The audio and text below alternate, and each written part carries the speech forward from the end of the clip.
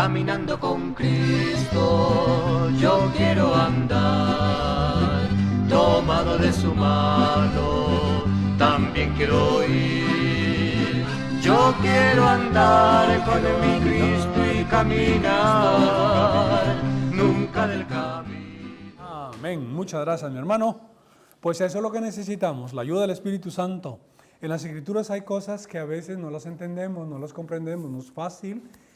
Y pues por más que le echamos ganas, por más que buscamos por aquí, buscamos por allá, no es tan clara la cosa. Y siempre humildemente, aunque es bueno esforzarse en estudiar, debemos reconocer que tenemos limitaciones y que siempre dependemos de que Dios nos guíe para llegar al entendimiento completo de lo que el Señor quiere enseñarnos. Ok, hermanos, nos toca ahora los capítulos del 13 al 17. En la semana anterior vimos cómo el pueblo eligió al rey, ¿no? Dios les permitió tener su rey. Ahora a partir del capítulo 13 al 17 vamos a ver esto, cómo va el desempeño de este rey. De hecho, a partir del capítulo 13, como pueden ustedes leer allí, dice, a partir del capítulo 13 se inicia una crónica de la tercera desobediencia del rey Saúl, de una terca, perdón, no la tercera, bueno, muchos actos de desobediencia, pero una terca desobediencia del rey Saúl, y ese era su pecado, desobedecer la palabra de Dios. Sus decisiones, que fueron deliberadamente desobedientes, rayando ya en lo que llamamos nosotros rebelión, se basaban en la ignorancia de Dios y de su palabra. Lo mismo en el hecho de que él temía más a los hombres que a Dios. Vamos a ver que él se deja guiar mucho por qué es lo que el pueblo opina, por qué la gente quiere, más que pensar qué es lo que Dios quiere que yo haga. En este caso, él como rey, esa responsabilidad que tenía, ¿no? Como gobernante. Muy bien. El primer paso, dice, de declive en la vida de Saúl, ¿no? De su caída, fue cuando se entrometió impaciente en el papel sacerdotal. ¿No? Esto fue un acto terrible por parte de él, porque Dios en la ley había establecido que los únicos que podían ofrecer sacrificios eran los sacerdotes, nadie más. Y él, pues, en su momento dado, por la presión y por las circunstancias, quiso hacer el papel de sacerdote. Dice, sacrificando animales. Cuando fue sorprendido por su pecado, intentó exculparse, pues como siempre, ¿no? Cuando nosotros cometemos una falta, siempre sacamos de por aquí como un mago, ¿no? Una excusa. Oh, es que fue por esto, y por lo otro, y por lo demás. Bueno, dice aquí, a semejanza de Moisés, recuerden que a Moisés también le fue mal por su desobediencia. Y fíjense que Moisés era un hombre muy calmado, un hombre manso, no menso, sino manso. Y llegó un momento en que, llenado por la ira de ver que el pueblo se rebelaba, pues desobedeció a Dios, golpeando a la roca. ¿No? ¿Sí se acuerdan de ese evento, verdad? Eso ya lo hemos visto. Dice, a semejanza de Moisés, este solo acto de desobediencia pública le costó enormemente. Es que la implicancia y la trascendencia de la desobediencia aquí es muy particular. Es diferente cuando de forma individual nosotros, pues, digamos, desobedecemos a Dios, ¿no? Dios de repente nos quiere poner en cierta cosa por hacer y nosotros, no, pues nos rebelamos y no quiero ir, no quiero hacer, no quiero dedicar mi tiempo, no voy a participar en esta cosa que Dios nos pone en el corazón de hacer. Y pues desobedecemos, ¿no? Eso es diferente porque, pues eso es entre nosotros como individuos y Dios. Pero aquí es diferente porque es el testimonio ante el pueblo. Entonces la cosa es pública, ¿verdad? Eso ya tiene otro nivel. La desobediencia aquí tiene otro nivel. Es públicamente hacer quedar mal a Dios y dar motivo muchas veces de que de repente los adversarios, enemigos de Dios, hasta blasfemen, ¿verdad? Es darles pie a que blasfemen contra nuestro Dios cuando públicamente desobedecemos al Señor. Es lo que le pasó aquí tanto a Moisés como a Saúl. Está indicándonos. En el caso de Saúl, iba a perder el reino. En el caso de Moisés, ¿cuál fue el castigo que Dios le dio? Pues no lo dejó entrar en la tierra prometida. No puso sus pies. Apenas lo logró ver, lo llevó a un monte alto, ¿no? ¿Recuerdan? Y vio. Pero aquí en el caso de Saúl, iba a perder el reino. Y eventualmente, debido a su intransigencia y a su terquedad, hasta la vida, eventualmente. Podemos leer en el capítulo 13, 8, 14, dice que el contexto, recuerden, el contexto es que los filisteos estaban preparados para atacar al pueblo hebreo. Hemos leído, ¿verdad?, los capítulos del 13 al 17, que bueno, gloria a Dios, para no demorar yo mucho en tratar de explicar. Entonces ese era el contexto, que iba a haber una batalla, una guerra, no una batalla, sino una guerra. Y entonces se había reunido el pueblo, dice, y el plan era que él tenía que esperar a que viniera Samuel, y Samuel pues hiciera el sacrificio y pidiera la bendición de Dios para que Dios condujera al pueblo en esta guerra y garantizara la victoria, como en otras muchas ocasiones ellos habían visto que sucedía. Dice, y él esperó 7 días, conforme al plazo que Samuel había dicho. Pero Samuel no venía a Gilgal y el pueblo se le desertaba. ¿Dónde se había reunido el ejército israelita? Aquí, en este lugar, en Gilgal. Recuerden que Gilgal es uno de los lugares donde estaba, o era el lugar donde estaba, ¿qué cosa? ¿Qué estaba allí? ¿En Gilgal?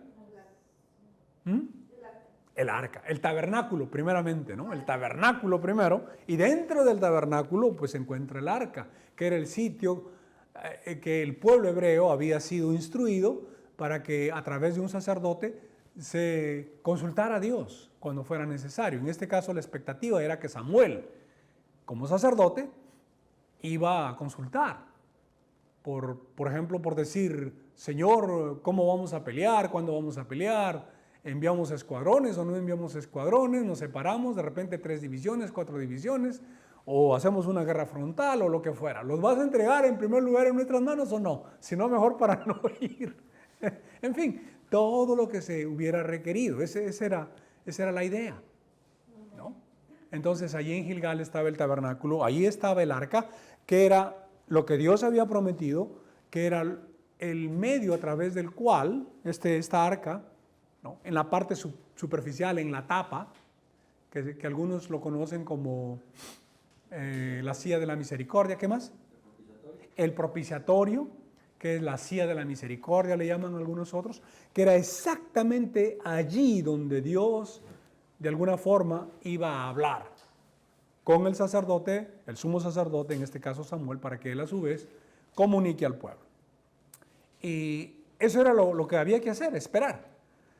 Pero la impaciencia, la falta de paciencia y también el depender de las circunstancias, porque este rey, Saúl, vio que el pueblo se le desertaba. Pasaba el tiempo y algunos se acobardaban. Cuanto más pasaba el tiempo, más gente se desanimaba, pensando el ejército filisteo es mucho más poderoso que nosotros y cosas así. Y no hay quien nos ayude. Dios hasta este momento no ha sido consultado. Y mucha gente se comenzó a huir, a desertar. Es lo que estamos leyendo aquí, ¿verdad? Muy bien, continuamos. Estábamos en... Ya, en el 9. Entonces dijo Saúl, ¿no? Saúl dijo, listo, ya tengo la solución. Traedme holocausto y ofrendas de paz. Y ofreció el holocausto, ¿verdad? Le voy a dar una manita a Dios porque Dios pues a veces está, quién sabe, un poco ocupado en otras cosas y vamos a encontrar un shortcut, en fin, cuántas cosas que podemos aplicar a nuestras vidas también y ver aquí esto como una lección. Nunca intentemos buscar shortcuts, ¿cómo se dice? ¿Cortocircuitos? Atajos, no busquemos atajos. Ni pensemos en darle una ayudadita a Dios, una manita a Dios. Dios no necesita ayuda para nada. Dios tiene su tiempo. Y nosotros debemos entender que si Dios tiene su tiempo, lo único que nos queda a nosotros es tener paciencia y esperar el momento de Dios. ¿Sí? Entonces Saúl dijo, traedme holocausto y ofrenda de paz, y ofreció el holocausto. Y cuando él acababa de ofrecer el holocausto, he aquí que Samuel venía. Justo venía Samuel en ese momento, ¿no? Y Saúl, bien, probablemente alegre, emocionado, salió a recibirle y para saludarlo. Entonces Samuel dijo, ¿qué has hecho? Yo creo que lo que quiso decir es, ¿qué locura has hecho? ¿Qué has hecho? Y Saúl respondió, porque vi que el pueblo se me desertaba y que tú no venías dentro del plazo señalado y que los filisteos estaban reunidos en Micmas. Me dije, ahora descenderán los filisteos contra mí a Gilgal, y yo no he implorado el favor de Jehová. Miren la racionalización que él trata de hacer aquí. Y siempre pensemos en eso. A veces cuando desobedecemos a Dios o cuando hacemos algo que no es debido, tratamos de racionalizarlo, de encontrarle lógica, humanamente hablando. Y miren cómo dice él, me esforcé pues y ofrecí holocausto. Incluso como quien dice, he hecho algo que realmente merece elogio, porque me he esforzado. Me esforcé pues y ofrecí holocausto. Entonces Samuel dijo a Saúl, locamente has hecho. No guardaste el mandamiento de Jehová tu Dios que él te había ordenado. Pues ahora Jehová hubiera confirmado tu reino para Israel, sobre Israel para siempre. Mas ahora tu reino no será duradero. Jehová se ha buscado un varón conforme a su corazón. ¿Ya no suena a quién? No suena a David.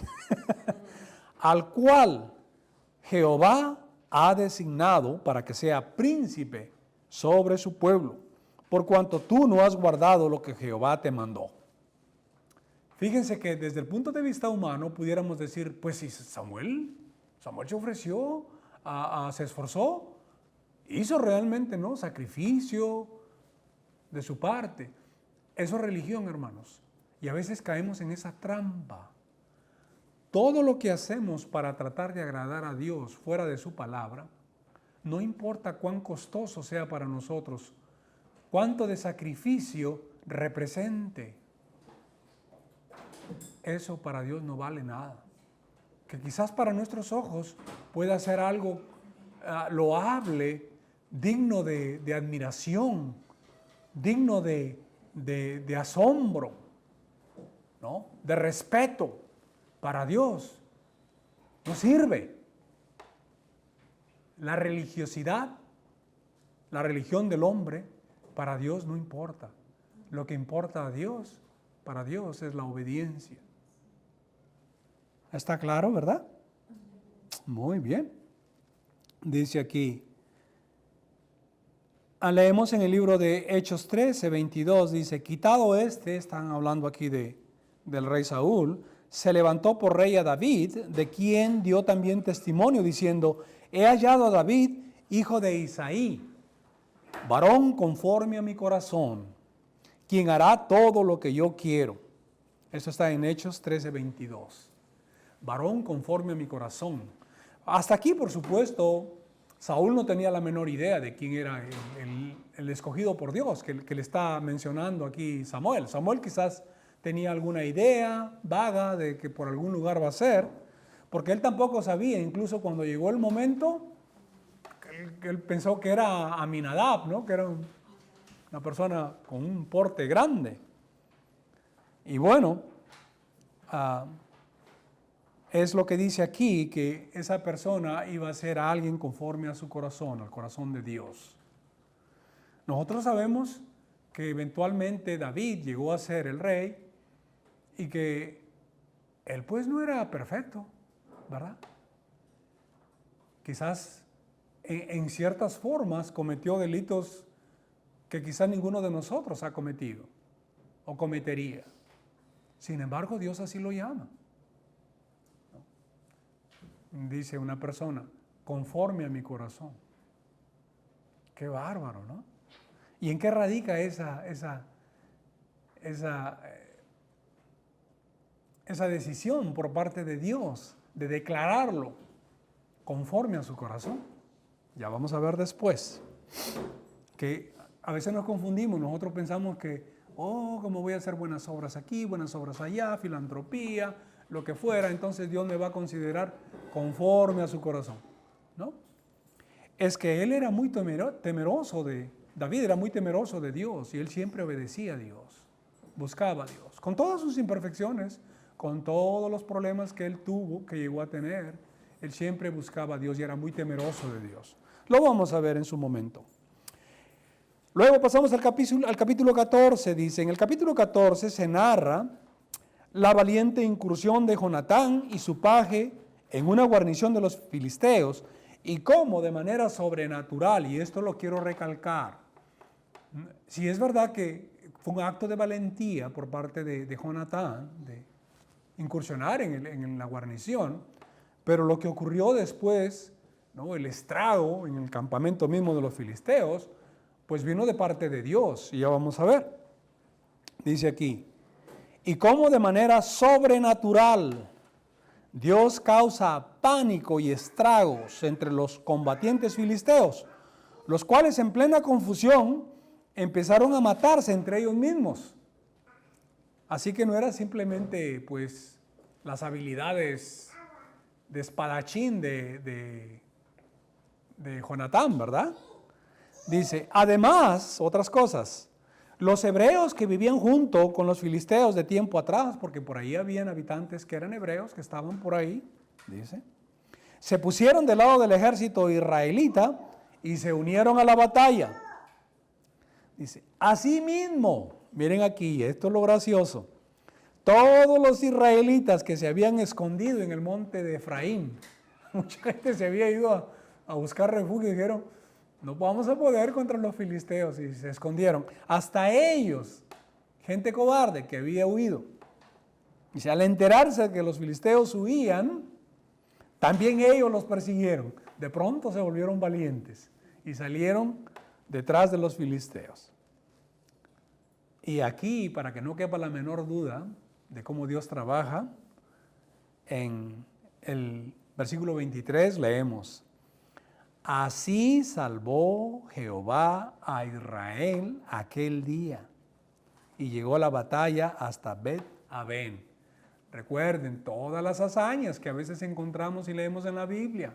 Detrás de cada una de ellas siempre va a estar Dios. No es la fuerza del hombre, no es el héroe que a veces podemos ver así en la superficie, ¿no?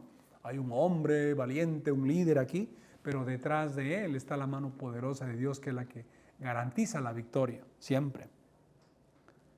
Seguimos leyendo. Después de consolidar su reinado, Saúl hizo guerra contra todos los pueblos enemigos en derredor. Y leemos aquí, después de haber tomado posesión del reinado de Israel, Saúl hizo guerra a todos sus enemigos en derredor, contra Moab, contra los hijos de Amón, contra Edom, contra los reyes de Soba y contra los filisteos. Y a donde quiera que se volvía era vencedor. Y reunió un ejército y derrotó a Amalec y libró a Israel de mano de los que lo saqueaban. Uno de los saqueadores aquí muy conocidos eran los amalecitas, aparte de otros pueblos, por supuesto. Y los hijos de Saúl fueron, dice aquí, Jonatán Isui y Malquisúa. En realidad Saúl llegó a tener 4 hijos y 2 hijas. Los 4 hijos fueron Jonatán, Isui y Malquisúa. Y después vino Abinadab. No hay que confundirlo con el Abinadab, hijo de Isaí, que era hermano de David. Este es otro Abinadab. Y el nombre Abinadab aparece más después, porque quizás era uno de los menores y hasta este momento tenía solo 3 hijos varones, Saúl. Isui es el mismo que el Baal le conocen, o también Isboset. Es el que, de hecho, cuando murieron sus otros 3 hermanos, él quedó a cargo del reino. Eso lo vamos a ver más después. Este es la misma persona que se llama Isui o Isboset, que queda después. Y los nombres de sus dos hijas eran el de la mayor, Merab, y el de la menor, Mical. Hay que acordarnos mayormente de Mical, que llegó eventualmente a ser esposa de David. Y el nombre de la mujer de Saúl era Ahinoam, hija de Ahimaaz. Y Abner, y el nombre del general de su ejército era Abner, hijo de Ner, tío de Saúl. Así que el general del ejército era primo de Saúl, ¿no? Abner, hijo de Ner, tío de Saúl. ¿Sí? Todo estaba en familia. ¿Cómo se esperaría, por supuesto, no? La gente de mayor confianza, obviamente de la misma familia. Dice así, porque Cis, padre de Saúl, y Ner, padre de Abner, fueron hijos de Abiel. Y hubo guerra encarnizada contra los filisteos todo el tiempo de Saúl, y a todo el que Saúl veía que era hombre esforzado y apto para combatir, lo juntaba consigo. Es decir, comenzó a adoptar pues las normas que todos los pueblos tenían, ¿no? Los reyes eran así, a todo el que era esforzado lo incluían como parte de su ejército y dependiendo de cuán hábil fuera esa persona, le asignaban ciertas responsabilidades, desde liderazgos menores, cargos altos, aún hasta a cierto tiempo llegar a ser hasta guardaespaldas del rey. En ese tiempo no se usaba el término guardaespaldas, pero venía a ser lo que diríamos la escolta personal o real, como también se puede decir. Muy bien, continuamos. El segundo paso, ahora pasamos al capítulo 15. El segundo paso en el declive, en la caída de Saúl, ocurrió cuando rehusó obedecer totalmente el claro mandamiento de Dios, una rebelión directa a un mandamiento específico que Dios le había dado. Dios tenía una cuenta pendiente con estos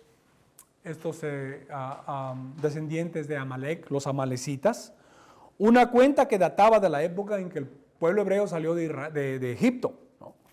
Dice, leemos en 15:2-3, así ha dicho Jehová de los ejércitos, yo castigaré lo que hizo Amalek a Israel, al oponérsele en el camino cuando subía de Egipto. Ve pues y hiere a Amalek. Esta fue la orden directa que Dios le dio a Saúl. Ve pues y hiere a Amalek. Y van a notar ustedes que esta es una orden bien drástica, bien tremenda, que hasta ha sido objeto de críticas de ateos, de incrédulos, diciendo, este Dios aquí del Antiguo Testamento es un Dios sanguinario, malvado, racista y lo que fuera. Ya lo único que les falta decir es que era nazista, era de los nazis. Que se ha vuelto tan común esa expresión, decir, es un nazista, racista. Narcisista es cuando alguien siempre piensa en sí mismo con ideas de grandiosidad. Bueno, un Dios se supone que es una persona que siempre va a buscar su gloria. Eso no hay problema. Seguimos. Dice aquí, ve pues y hiere a Amalek y destruye todo lo que tiene. Escuchen lo que va a decir. Y no te apiades de él. mata a hombres, mujeres, niños y aún los de pecho, vacas, ovejas, camellos y asnos. Es que Dios ya había maldecido a esta gente de tiempo atrás. Y ya les había jurado que los iba a borrar, los iba a destruir, ¿no? Con Moisés, en Deuteronomio se habla de esto. Pasemos a ver esto que se dice en Deuteronomio 25, 17 y 19, dice así. Entonces vino Amalec, bueno, primeramente Éxodo, para que ustedes vean lo que hizo Amalec, los amalecitas. Entonces vino Amalec y peleó contra Israel en Refidim, cuando el pueblo iba saliendo de Egipto. Y dijo Moisés a Josué, escógenos varones y sal a pelear contra Amalec. Mañana yo estaré sobre la cumbre del collado y la vara de Dios en mi mano. E hizo Josué como le dijo Moisés, peleando contra Amalec. Y Moisés y Aarón y Hur subieron a la cumbre del collado. Y sucedía que cuando alzaba Moisés su mano, Israel prevalecía. Mas cuando él bajaba su mano, prevalecía Amalec. Esto era importante para hacerle saber al pueblo que la victoria no dependía de ellos mismos como ejército, sino dependía de Dios.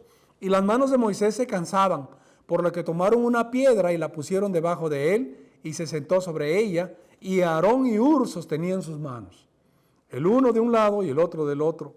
Así hubo en sus manos firmeza hasta que se puso el sol. Y Josué deshizo a Amalec y a su pueblo a filo de espada. Y Jehová dijo a Moisés, escribe esto para memoria en un libro.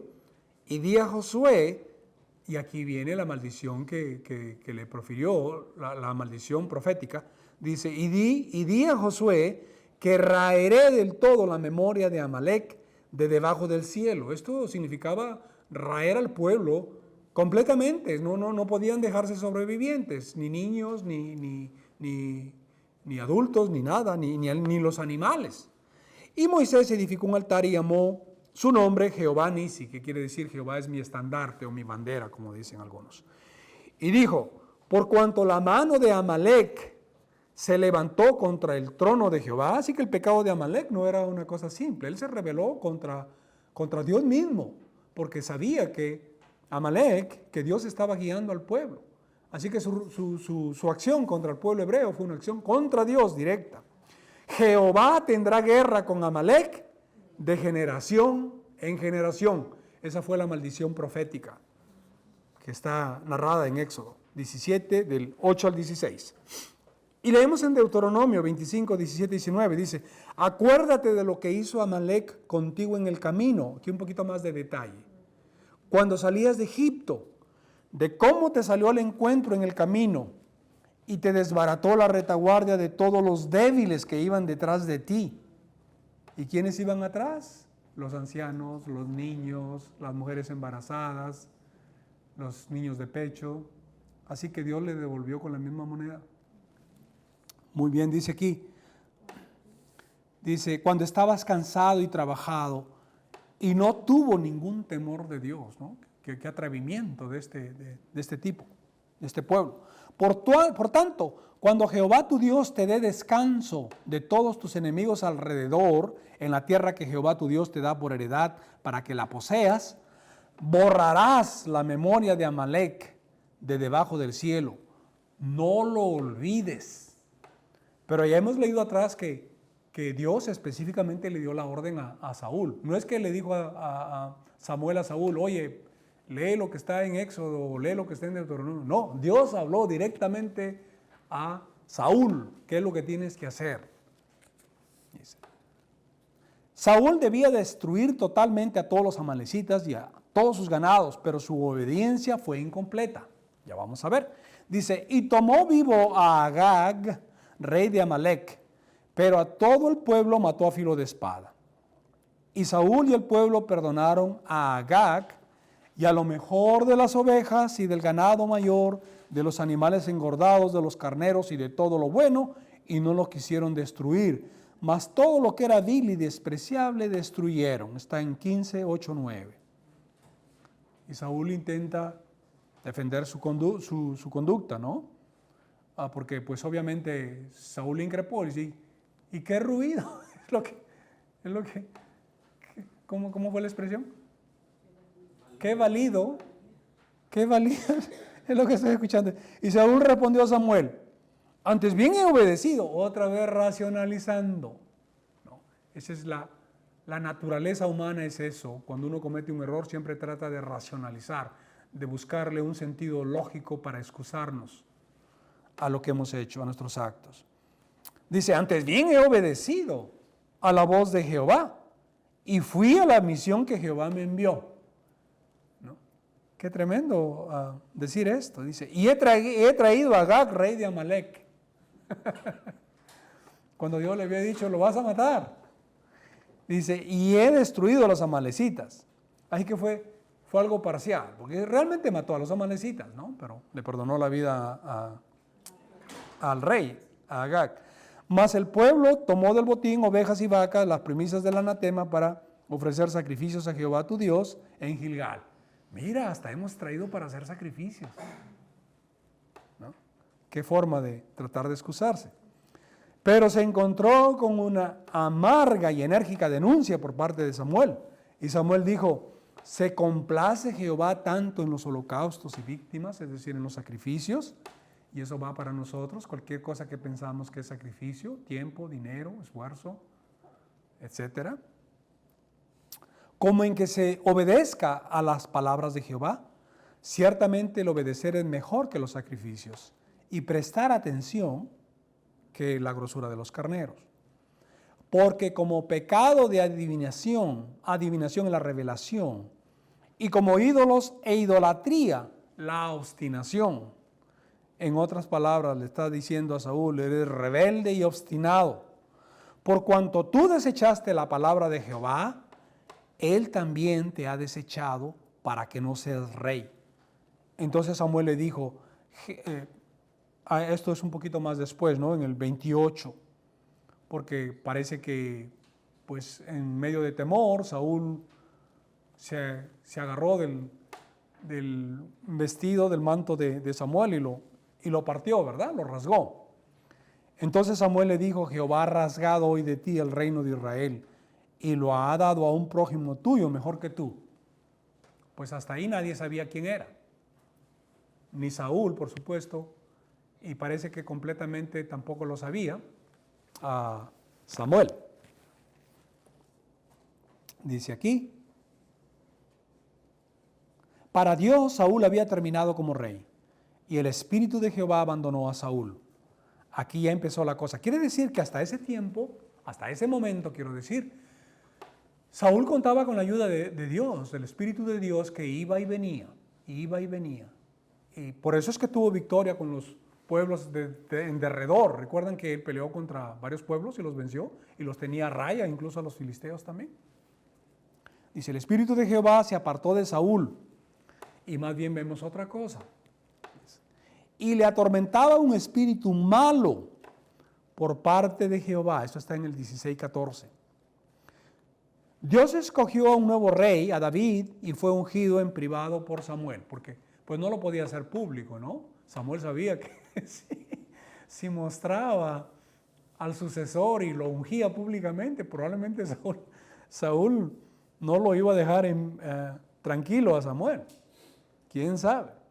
Y dijo Jehová a Samuel, porque pues hasta ese momento Samuel todavía lo admiraba a Saúl y lo quería, pues era el primer rey y en fin, quizás se había establecido un lazo de amistad, de cariño, así que lloraba Samuel por Saúl. Y Dios le reprende, dice, ¿hasta cuándo llorarás a Saúl habiéndolo yo desechado para que no reine sobre Israel? Llena tu cuerno de aceite y ven y te enviaré a Isaí de Belén.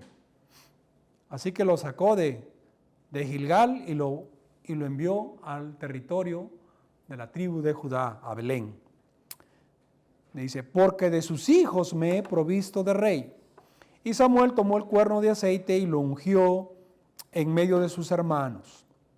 Recuerdan que hubo pues todo un drama ahí, ¿no? Llamando uno por uno, que quién era, y incluso llegó un momento en que Samuel vio que uno de ellos venía a Abinadab, justamente, ¿no? Y lo miró y dijo, este es el que Dios ha escogido. Y Dios le dijo, no es ese.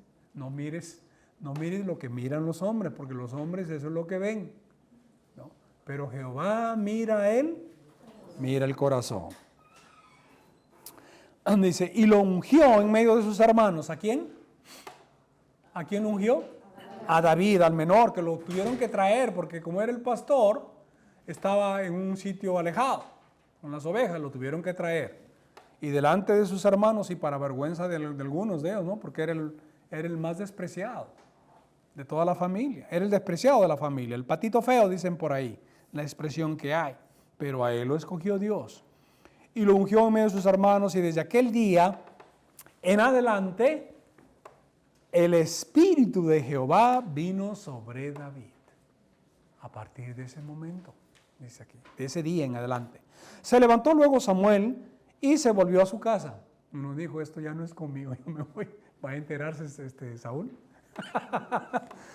Se regresó él a Ramá. Esto está en el versículo 13 del capítulo 16. Continuamos en los versículos del 15 al 23. El énfasis de Primera de Samuel a partir de esta parte del capítulo 6, de 16, disculpen, aquí dice 6, 15 al 23, pero debe ser 16. Aquí es un error tipográfico. ¿Sí? ¿Vieron cómo salió mi racionalización? Mi excusa, un error tipográfico. Cuando debería haber dicho, este fue mi error, disculpen hermanos. ¿Verdad? Me olvidé de poner el 1. Pero no, fue un error tipográfico. Leemos del 15 hasta el 23, dice, y los criados de Saúl le dijeron, ahora sí viene la cosa buena, porque lo estaba atormentando un espíritu maligno. Y miren, enviado por parte de Dios. Es que no, el Satanás no lo había enviado ese espíritu maligno. Fue Dios mismo. Y los criados de Saúl le dijeron, aquí ahora un espíritu malo por parte de Dios te atormenta. Así que los siervos se dieron cuenta claramente. Diga pues nuestro Señor a tus siervos que están delante de ti, que busquen a alguno que sepa tocar el arpa. ¿No? Como quien dice, alguien que sepa de música o de algo así, para que cuando esté sobre ti el espíritu malo de parte de Dios, insisten que es de parte de Dios, no es del diablo, de parte de Dios, él toque con su mano y tengas alivio. Y Saúl respondió a sus criados, buscadme pues ahora alguno que toque bien y traédmelo. Entonces uno de los criados respondió diciendo, he aquí yo he visto a un hijo de Isaí de Belén que sabe tocar. Recuerden que Saúl era de la ciudad de Gabá, esto es en Benjamín, pero este siervo dice, se había enterado así que de bien lejos, de Belén, de la tribu de Judá. Dice, hijo de Isaí de Belén que sabe tocar, y le dice aquí, y es valiente y vigoroso y hombre de guerra. Parece que todo esto acontece después que el Espíritu de Dios le había dado grandes habilidades a David. Y sin duda, a partir del tiempo que el Espíritu de Dios vino, ocurrieron cosas tan grandes como el mismo David menciona, que él podía pelear contra osos, contra leones, cuando trataban de matar a sus ovejas, y que incluso si los tenían en su boca, y él las arrebataba de estas bestias salvajes, ¿no? Con el poder de Dios. Así que el siervo que da la referencia dice, y hombre de guerra. No sabemos qué es lo que quiso decir con eso. Estaba exagerando un poco, porque David no participaba en ninguna guerra, ¿no? David no peleó en ninguna guerra, pero quizás le vio, pues tenía habilidades que lo calificaban para considerarlo un hombre de guerra. En fin, no sabemos eso. Continuamos, prudente en sus palabras y hermoso, dice, ¿no? Y Jehová está con él, lo más importante. Y Saúl envió mensajeros a Isaí diciendo, envíame a David tu hijo, el que está con las ovejas. Todavía lo tenían cuidando ovejas los demás hermanos. Y tomó Isaí un asno cargado de pan, una vasija de vino y un cabrito, y lo envió a Saúl por medio de David su hijo. Y viniendo David a Saúl, estuvo delante de él, y miren lo que dice aquí, y él le amó mucho. ¿Quién? Saúl. le amó mucho, le llegó a querer y le hizo su paje de armas. Ay, que lo reconoció de una manera muy, muy especial y grande. Y Saúl envió a decir a Isaí: yo te ruego que esté David conmigo, pues ha hallado gracia en mis ojos. Y cuando el espíritu malo de parte de Dios venía sobre Saúl, David tomaba el arpa y tocaba con su mano, y Saúl tenía alivio, estaba mejor. Pues yo creo que también eso estaba influyendo mucho, ¿no? Porque pues lo quería a su lado. Y el espíritu malo se apartaba de él. Luego, leemos lo siguiente: y David se hizo famoso en Israel, famoso en toda la nación, después de su asombrosa victoria sobre un gigante que ya sabemos nosotros, un gigante filisteo que se llamaba Goliat. Y vemos que este sujeto, paladín que decían, se presentaba cada mañana a desafiar al ejército israelita y los atemorizaba y salía, y el hombre era pues grandote, era como un gigante, era un gigante. Y pues amenazaba a todos, ¿no? Y los filisteos, zahiriendo al pueblo, decían: pues ustedes elijan un representante y nosotros tenemos otro representante. Si vuestro representante nos gana, seremos vuestros siervos. Y si el nuestro gana, ustedes serán nuestros siervos. ¿Para qué perder el tiempo haciendo una batalla, una guerra? Dejemos que los dos representantes peleen, y ya se imaginarán, pues, no todo el que lo veía huía de su presencia, no quería saber nada. Y era un hombre de guerra, él sí era un hombre de guerra, cuajado en batallas y peleas, este gigante.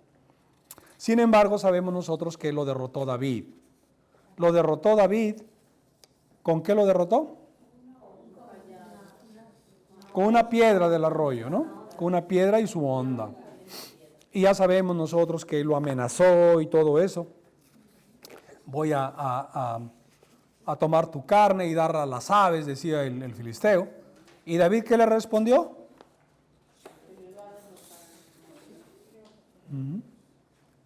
Le dijo, dice aquí: vengo a ti en el nombre de Jehová de los ejércitos, el Dios de los escuadrones de Israel, a quien tú has provocado. Jehová te entregará hoy en mi mano, y yo te venceré y te cortaré la cabeza y daré los cuerpos, no solamente el tuyo, dice, el de los filisteos, de todos. Y daré hoy los cuerpos de los filisteos a las aves del cielo y a las bestias de la tierra, y toda la tierra sabrá que hay Dios en Israel. Seguramente el Espíritu de Dios estaba en ese momento sobre David, y por eso David hablaba esas palabras. Porque él, pues como humano, él no pudiera dicho: voy a dar yo la cabeza de los cuerpos de los filisteos a las aves. Pero parece que Dios en ese momento había estado con él. Es el Espíritu de Dios estaba con él. Y sabrá toda esta congregación de Jehová que Jehová no salva con espada y con lanza, porque de Jehová es la batalla, y él os entregará en nuestras manos. Y aconteció que cuando el filisteo se levantó y echó a andar para ir al encuentro de David, David se dio prisa y corrió a la línea de batalla contra el filisteo. Y metiendo David su mano en la bolsa, tomó de allí una piedra y la tiró con la honda e hirió al filisteo en la frente. Y la piedra quedó clavada en la frente y cayó sobre su rostro en tierra el tipo. No había muerto, simplemente cayó por el impacto, seguramente. Le causó una tremenda conmoción cerebral y cayó el tipo al suelo. Dice así: así venció David al filisteo con honda y piedra, e hirió al filisteo y lo mató sin tener David espada en su mano. Entonces corrió David y se puso sobre el filisteo, y tomando su espada, la espada de él, y sacándola de su vaina, lo acabó de matar. Y le cortó con ella la cabeza. Y cuando los filisteos vieron a su paladín muerto, huyeron, entraron en pánico, dijeron: ¿qué pasó aquí? Vámonos. Este muchacho es cosa seria. Levantándose luego los de Israel y los de Judá, gritaron y siguieron a los filisteos hasta llegar al valle y hasta las puertas de Crón. Y cayeron los heridos de los filisteos por el camino de Saharaim hasta Gat y Ecrón, que son sus ciudades filisteas. Qué tremenda victoria que dio Dios a través de un jovencito pastor, que no era un hombre de armas. El Espíritu de Dios estaba con él y la victoria estaba garantizada. Si nosotros estamos en las manos de Dios, si nosotros realmente confiamos en Dios, sabemos que el Espíritu Santo mora en los creyentes, Dios está con nosotros. Entonces, sea cual sea la dificultad, sea cual sea el problema, la victoria está garantizada. Amén. Gloria a Dios. ¿Alguna pregunta? 1 minuto de pregunta porque ya nos excedimos. ¿Alguna pregunta, observación, comentario? Mi hermano, sí, dígame. Que Saúl no tenía conocimiento de Dios porque nunca se menciona que él conocía al Señor antes. Así es. Por eso no obedecía y veía más a los hombres en el ejército que tener su confianza en Dios. Él no tenía temor a Dios. No conocía bien de Dios. A diferencia, parece que Dios había notado en David que quizás al ser pastor y todas las penurias que él como joven pastor pasaría, ¿no? La lucha contra fieras y todo eso, él seguro se encomendaba a Dios. Y él poquito a poquito comenzó a ver que Dios actuaba y Dios era real. Y comenzó a confiar en Dios y Dios vio cómo era su corazón.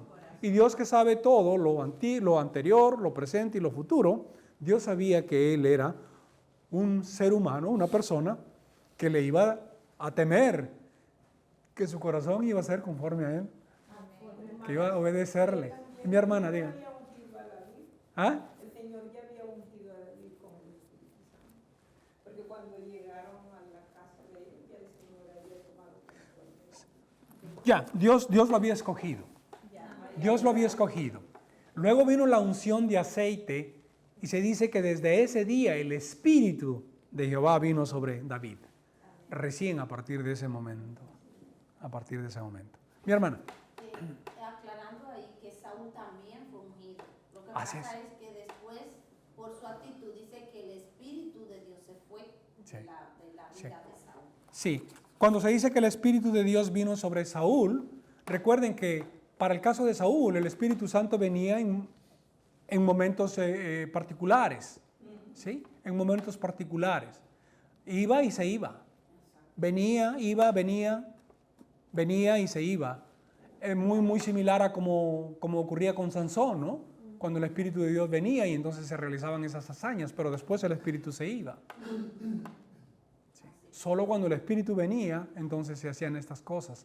Y así le pasó a Saúl, incluso hasta más después. Como hemos visto, él tuvo victorias, porque el Espíritu de todas maneras venía sobre él. Pero llegó un momento que ya Dios decidió que el Espíritu no iba a estar sobre Saúl. Y más bien le envió un espíritu maligno para atormentarlo. Y la causa fue una obediencia incompleta Así es. al mandato de Dios. Varias veces él no obedeció a la palabra tal como Dios le pidió. Él lo buscaba excusar, hacerlo a su manera y después pretender que sí había cumplido, cuando en realidad no había cumplido. Nos despedimos para tomar el cafecito, ¿verdad? Padre amado, te agradecemos, Señor, por este tiempo, porque nos has traído aquí, porque podemos abrir tu palabra, Señor, todavía, porque podemos leerla. Señor, que cada cosa que leemos aquí, que tú nos estés guiando, que aprendamos, no nomás para satisfacción de la curiosidad o del conocimiento intelectual, pero, Señor, para crecer espiritualmente, para entender que debemos humillarnos y temerte cada día, para depender de ti, no depender de nosotros, no depender de nuestras habilidades o depender de otras personas o depender de autoridades, sino depender de ti solamente, Señor. Gracias porque eso es lo que hasta este momento tú nos permites comprender y entender. En el nombre de tu amado Jesús, llévanos, Señor, a este tiempo de refrigerio que vamos a tener y luego a la segunda parte en el santuario para este programa de resurrección. En el nombre de tu amado Jesús te agradecemos. Amén.